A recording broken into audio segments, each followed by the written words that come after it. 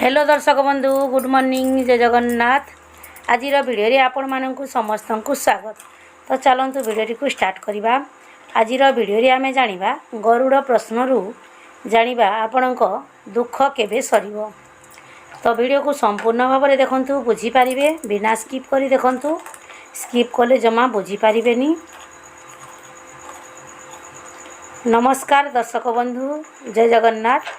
दर्शक बंधु आज यही वीडियो आमे माने जानिबा एपरी एक विषय रे जहाँकि आपण मानक पई मो पई एवं आम समस्तक पई महत्वपूर्ण अटे। ता सहित यही वीडियोटी प्रश्न और भविष्यत उपरे जड़े व्यक्तिर मनरे कौन चलुछि एवं आगकू कौन करवा ठीक हेबो एवं आगकू स्वास्थ्य केमिति रहिबो, धनर स्थिति आगकू केमिति रहिबो, अतीत रे क्यों प्रकारर सबू भूल होईछि, कौन ग्रहदशा चालू अछि, प्रत्येकटी विषय रे आमे एही वीडियो माध्यम रे जानिबा। एही वीडियोटी आपणकर निश्चित काम रे आसीबो, तेणु आपण वीडियोटी को शेष पर्यंत देखंतु। एही वीडियोटी गरुड़ प्रश्न जहाँकि ज्योतिष आधार रे यह आपणकर भविष्यत संपर्क रे एवं आपणकर दुख केबे सरिबो सुख केबे फेरिबो सब किछि संपर्क रे एही वीडियो माध्यम रे जानिबा। वीडियोटी रे आगको बढ़िबा पूर्वरु सर्वप्रथमे दया करी आपण माने हमर एही वीडियोटी को गोटे छोटिया लाइक करंतु। ता सहित कमेंट रे जय माता लक्ष्मी बोली निश्चित लिखंतु। आउ चैनल रे नुआ थिले सब्सक्राइब कर दियंतु। दर्शक बंधु आपण माने 1 रु 6 पर्यंत 6टी संख्या भावंतु। एही 6टी संख्या भितरु आपणकू जेउ संख्याटी पसंद से संख्याटी को बाछंतु। जेउ संख्याटी बाछिले से संख्याटी विषय रे एही वीडियो रे सुनंतु। अन्य संख्या विषय रे सुनिबार आपणकर कोनोसी आवश्यकता नाही। एबे आपण मात्र 5 सेकेंड समय नहीं गोटे संख्या बाछंतु। आशा करुछि आपण माने संख्याटी बाछि सारी थिबे। जदि आपण माने 1 नंबर संख्याटी को बाछिछंती आसंतु जानिबा 1 नंबर संख्या कौन कहूछि। 1 नंबर को बाछिथिबा व्यक्ति निजे कौनसी रोग रे पड़ी थाई बा पड़ी पारंती नचे तांको परिवार सदस्य मानक मध्यरु केही जणे बहुत गुरुतर रोग रे आक्रांत अछंती एवं से एही रोग रे बहुत कष्ट भोग करूछंती। आज जाइथिबारु आपण आपणक धन को परं को खुआइबा को बसिचंती। एहा सहित आपण व्याकुल होई अन्य काहारी जागा घुरुछंती। एही कारणरू आपणक पाखरे धनर अभाव देखा देउछि। एबे आपण पूर्वरु कोन थिले एबे कोन अछंती एही सब को नै वर्तमान आपण अधिक परिमाण रे चिंता करूछंती एवं आपण एबे भाबुछंती जे एहा सब काहे की घटी गला, कौन भगवान को इच्छा थिला जहा पाई एहा घटिला, जहा भाग्य रे थिला सेईटा घटी गला।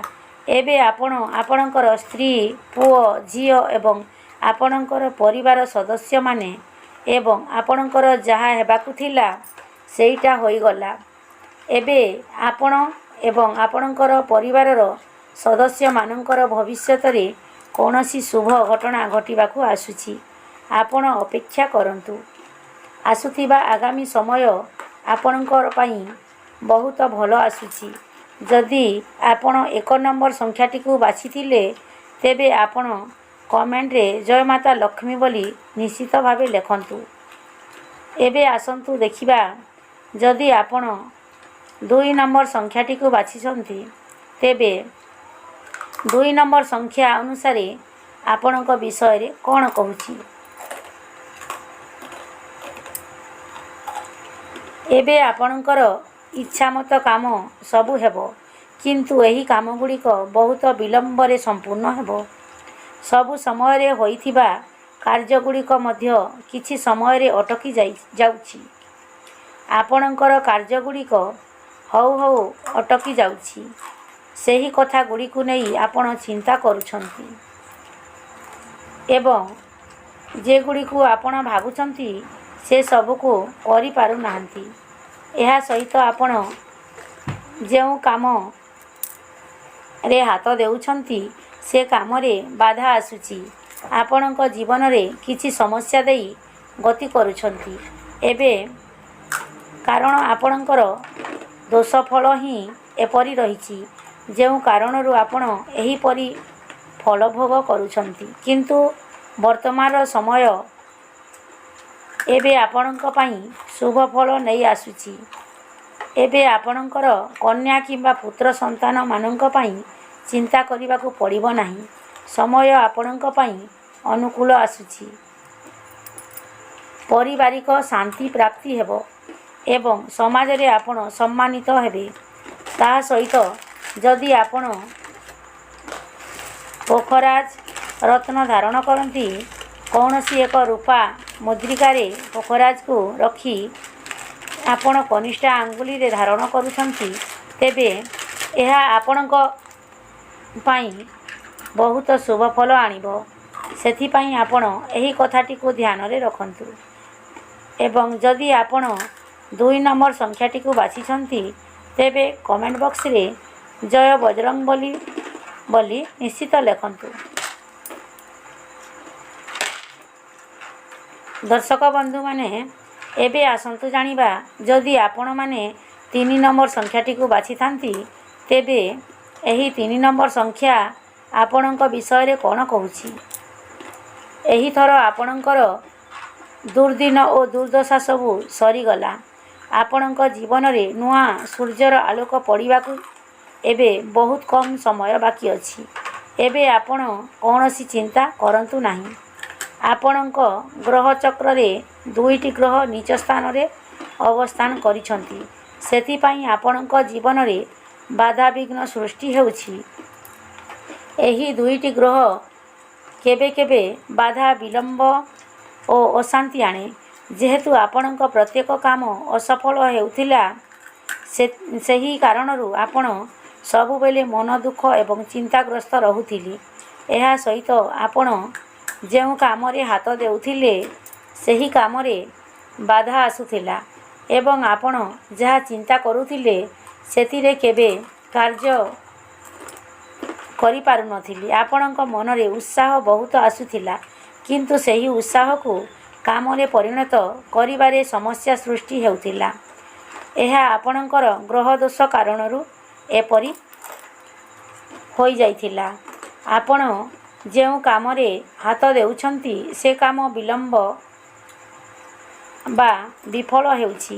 ଯଦି ଆପଣ ସରକାରୀ କ୍ଷେତ୍ରରେ ଅଛନ୍ତି, ତେବେ ଆପଣଙ୍କର ଜୀବନରେ ବହୁତ ଅସୁବିଧା ଏବଂ ସମସ୍ୟା ସାମ୍ନା କରିବାକୁ ପଡ଼ିବ।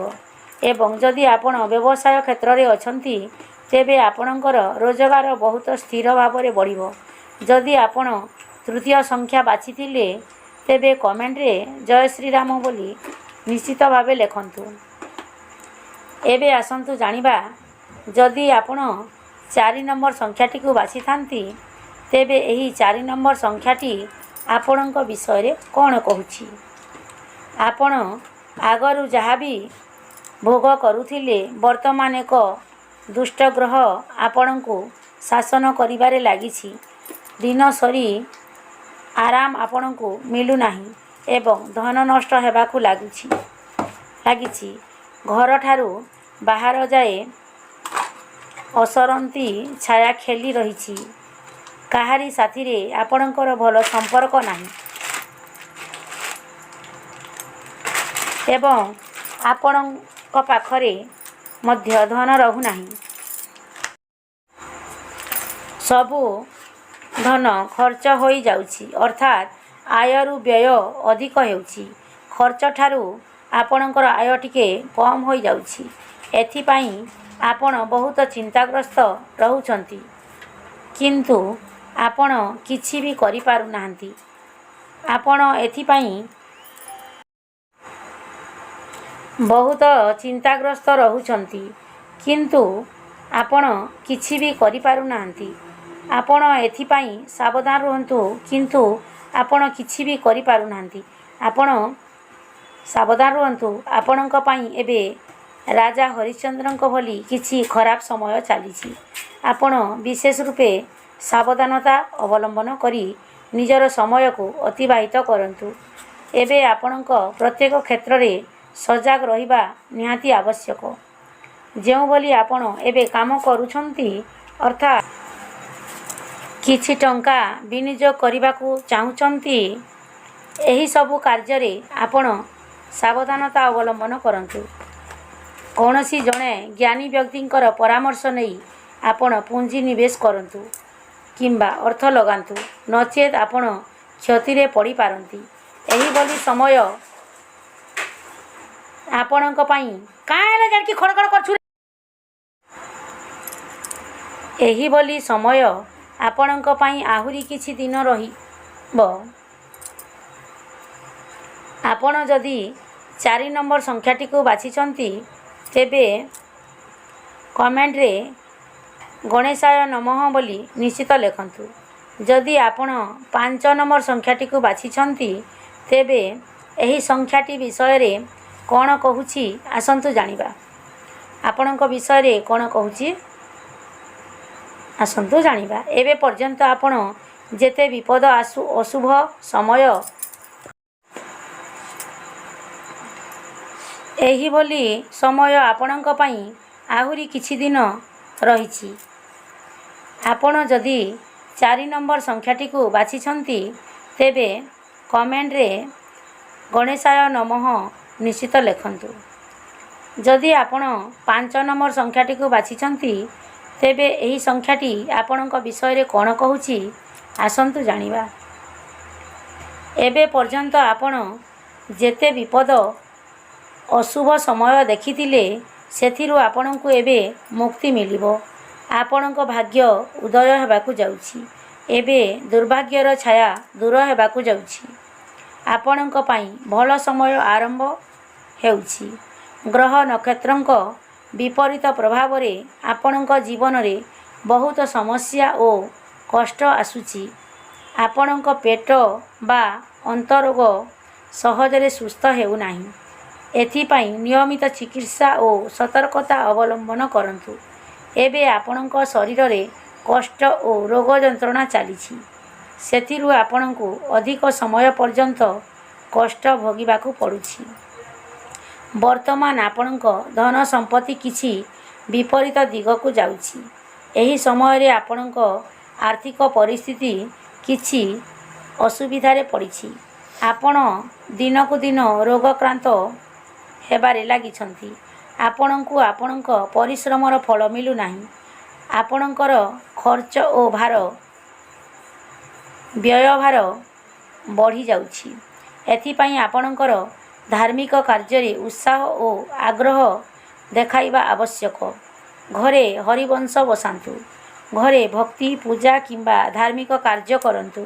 ପ୍ରତ୍ୟେକ ସଂକ୍ରାନ୍ତିରେ ଆପଣଙ୍କ ଘରେ ହୋମ କରନ୍ତୁ।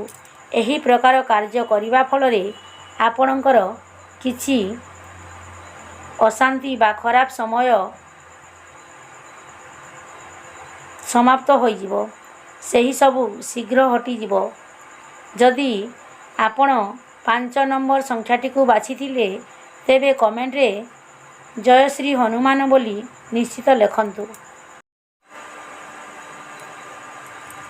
ଯଦି ଆପଣ 6 ନମ୍ବର ସଂଖ୍ୟାଟିକୁ ବାଛିଛନ୍ତି, ତେବେ ଏହା ଆପଣଙ୍କର ବିଷୟରେ କ'ଣ କହୁଛି ଆସନ୍ତୁ ଜାଣିବା।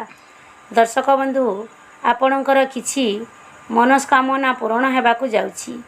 ଆଉ ମାତ୍ର 21 ଦିନ ପରେ ଆପଣ ସମସ୍ତ ସୁଖ ସମୃଦ୍ଧି ଭୋଗ କରିବେ। ଆୟ ବଢ଼ିବ। ଖର୍ଚ୍ଚ ଅଧିକ ହେବାରୁ ଆପଣଙ୍କର ଅର୍ଥ କ୍ଷେତ୍ରରେ ଅସୁବିଧା ପଡ଼ିପାରେ।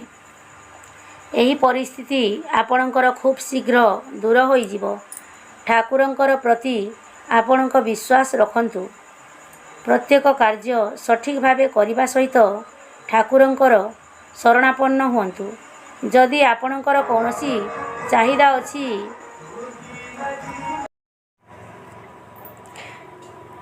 ଠାକୁରଙ୍କର ଶରଣାପନ୍ନ ହୁଅନ୍ତୁ। ଯଦି ଆପଣଙ୍କର କୌଣସି ଚାହିଦା ଅଛି ତେବେ ସେଥିପାଇଁ ଆପଣ ଭଗବାନଙ୍କୁ ପ୍ରାର୍ଥନା କରନ୍ତୁ। ଦେଖିବେ ଆପଣଙ୍କର କଥା ଭଗବାନ ନିଶ୍ଚିତ ଭାବେ ଶୁଣିବେ।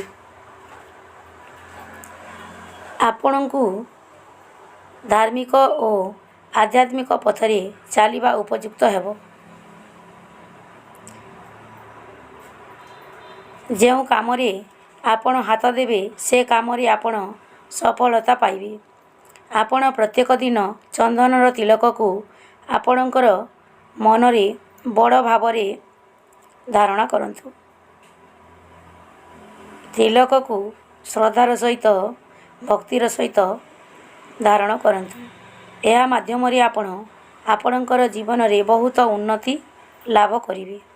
ଆଉ ସମୟ ଆଗକୁ ନୁହେଁ, ଏବେ ଆପଣଙ୍କର କାର୍ଯ୍ୟ ଶୀଘ୍ର ସଫଳ ହେବ।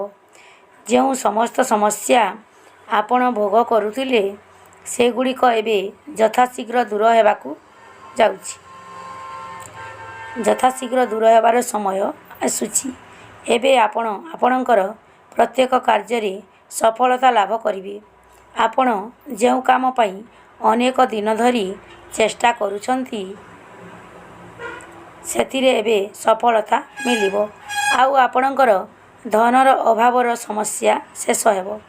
ଯଦି ଆପଣ 6 ନମ୍ବର ସଂଖ୍ୟାଟିକୁ ବାଛିଥିବେ ତେବେ ଆପଣ କମେଣ୍ଟରେ ଜୟ ଶନିଦେବ ବୋଲି ନିଶ୍ଚିତ ଲେଖନ୍ତୁ। ଦର୍ଶକ ବନ୍ଧୁ, ଆପଣମାନେ ମୋର ଏହି ଭିଡ଼ିଓଟିକୁ ଶେଷ ପର୍ଯ୍ୟନ୍ତ ଦେଖିଥିବାରୁ ମୁଁ ଆପଣମାନଙ୍କୁ ହୃଦୟରୁ ଧନ୍ୟବାଦ ଜଣାଉଛି। ଯଦି ଆପଣମାନେ ମୋର ଏହି ଭିଡ଼ିଓରୁ କିଛି ଜାଣିବାକୁ ପାଇଲେ ତେବେ ଦୟାକରି ଚ୍ୟାନେଲରେ ନୂଆ ଥିଲେ ସବସ୍କ୍ରାଇବ୍ କରନ୍ତୁ। ଆଗରୁ ସବସ୍କ୍ରାଇବ୍ କରିଥିଲେ ବହୁତ ବହୁତ ଧନ୍ୟବାଦ। ଭିଡ଼ିଓକୁ ଗୋଟିଏ ଛୋଟିଆ ଲାଇକ୍ କରନ୍ତୁ। ରହିଲି, ଜୟ ଜଗନ୍ନାଥ।